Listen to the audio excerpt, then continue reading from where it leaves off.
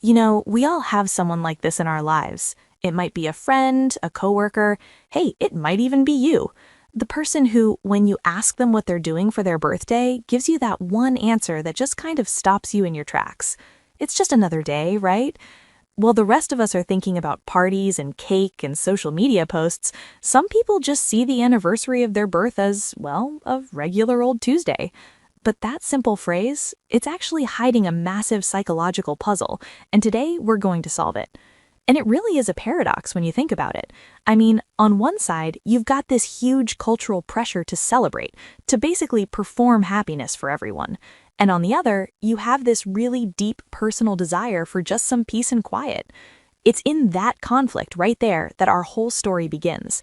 And this really lays it all out, doesn't it? Society expects this big public show, the parties, the cake, all the fanfare on social media. But for some people, the reality is the complete opposite. It's a day of calm. It's a day where maybe you intentionally don't tell anyone. It's a day you'd honestly rather just let pass by.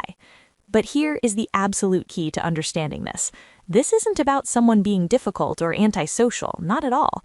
Treating your birthday like just another day, well, it actually reveals a hidden truth about how a person sees their own identity, their relationship with time, and even their self-worth. So, how do we get there? Well, the first big clue is realizing that for a lot of people, the choice to skip a birthday has nothing to do with not caring. It's a defense mechanism. It's a form of psychological self-protection. I want you to think of it like this. That casual, no thanks to a party idea, it's not really casual. It's actually a carefully built suit of emotional armor, and that armor was forged by what happened on birthdays in the past. And one of the biggest reasons for this is a powerful psychological concept called learned helplessness. Just imagine a kid who gets their hopes way, way up for an amazing birthday, year after year, only to be let down every single time. Eventually, their brain learns a tough lesson. Hoping just leads to pain. And you can see how this cycle works, right? You start with those big, high hopes, but after you get hit with disappointment again and again, the brain, it adapts. It lowers your expectations all the way down to zero as a kind of insurance policy. And the final step? Just avoid the whole thing completely. Because hey, if you have zero expectations, you can't be disappointed. Okay, then there's the second reason, which is called time blindness. Now, this isn't about protecting yourself from past pain, it's about protecting yourself from just sheer overload. This is for the person whose brain is running so many tabs at once that the days just blur into one big to-do list. And you know what? This affects so many of us. If you're a high-achieving professional, a stressed-out student, or a busy caregiver, honestly, if you're anyone just trying to survive the week, planning a party feels like one more overwhelming task on an already endless list. In this case, skipping a birthday isn't about neglect, it's about survival. And here's where it gets really counterintuitive. Some people avoid their birthdays not because they don't care, but because they care way too much. They have this perfect, flawless vision of their birthday in their head, and they're terrified that reality could never measure up. So rather than risk having a pretty good day, they just shut the whole thing down. So we've talked about all the heavy stuff, trauma, stress, anxiety, but hold on, here comes the plot twist. What if skipping your birthday isn't a sign of a problem at all? So now let's get to the final part of this, where we're going to completely reframe this whole conversation.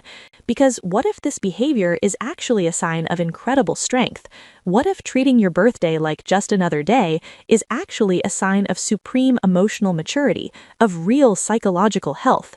And this whole idea, it's actually backed by a really powerful framework called self-determination theory. And what it says basically is that real, deep, lasting happiness doesn't come from things on the outside, like parties or gifts. It comes from a sense of fulfillment and peace on the inside. You can really see the two different paths here. You've got most of society on what's called the hedonic treadmill, just constantly chasing that next big moment to feel good about themselves. But people who are internally fulfilled, they've stepped off. They don't need a party to prove that they matter, because they've already found that validation from within.